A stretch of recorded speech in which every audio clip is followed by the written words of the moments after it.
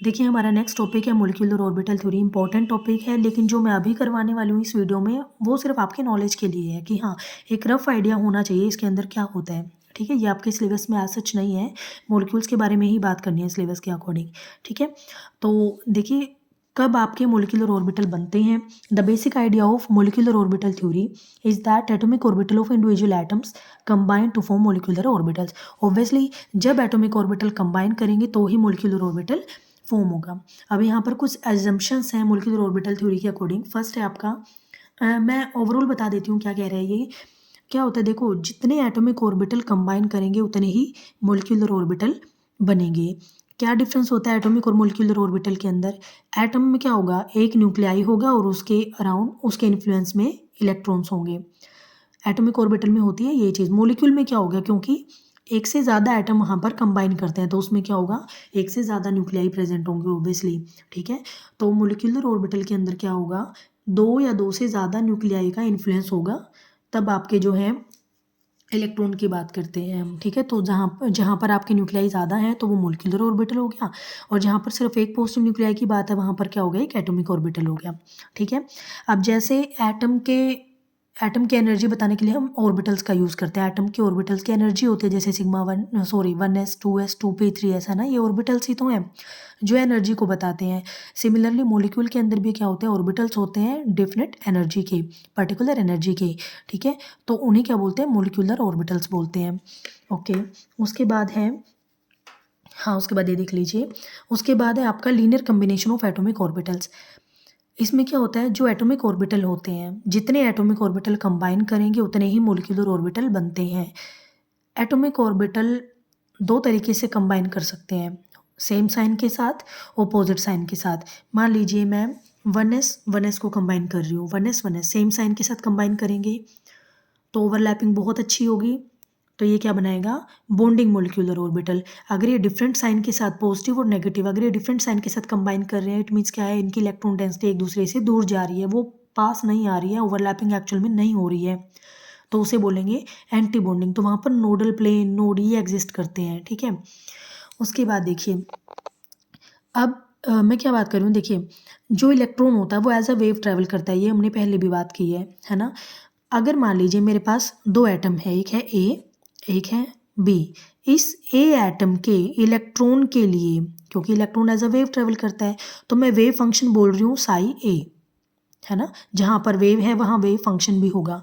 Similarly B atom के लिए जो इलेक्ट्रॉन है उसके लिए मुझे अगर वेव फंक्शन डिस्क्राइब करना पड़े तो उसे मैं साई बी से रिप्रेजेंट करूँगी। अब ये दोनों वेव फंक्शन मिलकर या ये दोनों एटम्स मिलकर मॉलिक्यूल की फॉर्मेशन करेंगे। ठीक है, तो मॉलिक्यूलर ऑर्बिटल्स बनेंगे, है ना, तो उनके जो वेव फंक्शन, क्योंकि वहाँ भी इलेक्ट्रॉन्स ही हैं, तो उनके जो वेव फंक्शन होंगे वो किस तरीके से उसे मैं रिप्रेजेंट करूँगी, साई एक बनेगा जब इन दोनों की एडिशन होगी, है ना, क्योंकि दोनों वेव एक दूसरे के साथ, समझिए कॉन्जिक्यूटिव जो हम बोलते हैं, है ना, दोनों एक दूसरे के साथ अटैच हो जाएंगी, इंटरेक्ट करेंगी पॉजिटिव तरीके से, तो वो क्या होगा, वहाँ पर हमारा जो मॉलिक्यूल बनेगा, मॉलिक्यूलर ऑर्बिटल जो आएगा साई, वो क्या होगा, साई ए प्लस साई बी। हो सकता है वो अपोजिट साइन के साथ इंटरैक्ट करें तो वो बोलेगा साई स्टार साई ए माइनस साई बी। जहाँ पर ये दोनों की एडिशन हो रही है उसे हम बोलेंगे बॉन्डिंग मॉलिक्यूलर ऑर्बिटल, जहाँ पर इन दोनों की सब्ट्रैक्शन हो रही है उसे बोलेंगे हम एंटी बॉन्डिंग। बॉन्डिंग की एनर्जी कम होती है क्योंकि एडिशन हो रही है, अच्छी चीज़ हो रही है, इंटरेक्शन अच्छी हो रही है, तो वहाँ पर स्टेबिलिटी बढ़ जाती है। स्टेबिलिटी जहाँ पर बढ़ गई तो एनर्जी डाउन हो जाएगी। तो बॉन्डिंग की एनर्जी कम होती है, एंटी बॉन्डिंग की एनर्जी ज़्यादा होती है। एक चीज़ ये ध्यान रखनी है, जो बॉन्डिंग मॉलिक्यूलर ऑर्बिटल की एनर्जी कम होगी, किससे कम होगी, इन दोनों से, इससे भी कम होगी, इससे भी कम होगी, क्योंकि यहाँ पर अब ये दोनों पॉजिटिव मैनर में इंटरैक्ट कर रहे हैं। एंटी बॉन्डिंग की एनर्जी, क्योंकि सब्ट्रैक्ट कर रहे हैं एक दूसरे को, समझ लीजिए वेव फंक्शंस, तो इसकी एनर्जी इससे भी ज़्यादा होगी, इससे भी ज़्यादा होगी, अनस्टेबिलिटी बढ़ गई है एंटी बॉन्डिंग के केस में। ठीक है, तो इतना ही आपको मोटा मोटा ही करना है, बहुत ज़्यादा आपको डिटेल में नहीं करना है। उसके बाद देखिए, अब ये देखिए, जिस तरीके से मान लीजिए 1s एक एटॉमिक ऑर्बिटल है, ये दूसरा एटम का ऑर्बिटल हो गया, तो ये जब इंटरेक्ट करेंगे तो दो तरह के मोलिकुलर ऑर्बिटल बनेंगे, जितने एटॉमिक ऑर्बिटल उतने ही मोलिकुलर ऑर्बिटल। तो ये बन गया बॉन्डिंग, ये बन गया एंटी बॉन्डिंग। अब इनको तो हम 1s 2s 2p 3s इस तरीके से एटॉमिक ऑर्बिटल को रिप्रेजेंट करते हैं। मोलिकुलर ऑर्बिटल को हम किस तरीके से करेंगे, sigma 1s sigma star 1s sigma 2s sigma star 2s पाई 2p x इस तरीके से। इनके नाम कुछ इस तरीके से होते हैं, वो आपको याद रखने पड़ेंगे। तो ये हुआ है ना, इसकी एनर्जी कम होती है इन दोनों से, इसकी एनर्जी इन दोनों से ही ज़्यादा होगी। ये बॉन्डिंग है और ये एंटी बॉन्डिंग है, इसको हम स्टार से रिप्रेजेंट करते हैं।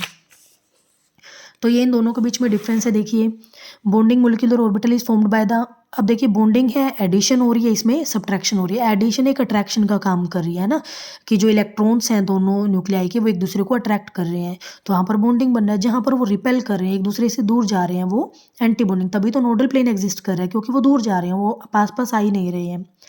तो इस केस में अट्रैक्शन काम करेगी, इस केस में रिपल्शन काम करेगी। तो यहाँ पर एडिशन ऑफ ओवरलैपिंग ऑर्बिटल्स हो रही है, यहाँ पर सब्ट्रैक्शन हो रही है ओवरलैपिंग ऑफ ऑर्बिटल्स। अब यहाँ पर क्योंकि एडिशन है, ओवरलैपिंग अच्छी है, इट मीन्स क्या है, दोनों न्यूक्लियाई के बीच में एक बहुत अच्छी इलेक्ट्रॉन डेंसिटी होगी। इसमें क्या होगी, दोनों न्यूक्लियाई के बीच में लेस इलेक्ट्रॉन डेंसिटी होगी, क्योंकि वो रिपेल कर रहे हैं।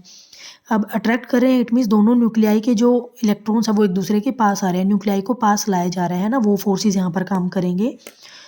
यहाँ पर क्या हो रहा है, देखिए जो फोर्सेज होंगे वो न्यूक्लियाई को और इलेक्ट्रॉन्स को दूर करने का काम करेंगे। इसमें क्या देखो, ये क्या होगी, लोअर एनर्जी के होंगे than the isolated atomic orbital से भी, और इससे क्या होगी, एंटी बॉन्डिंग की एनर्जी ज़्यादा होगी एटॉमिक ऑर्बिटल से भी। ठीक है, नेक्स्ट वीडियो में हम एनर्जी लेवल डायग्राम की बात करेंगे।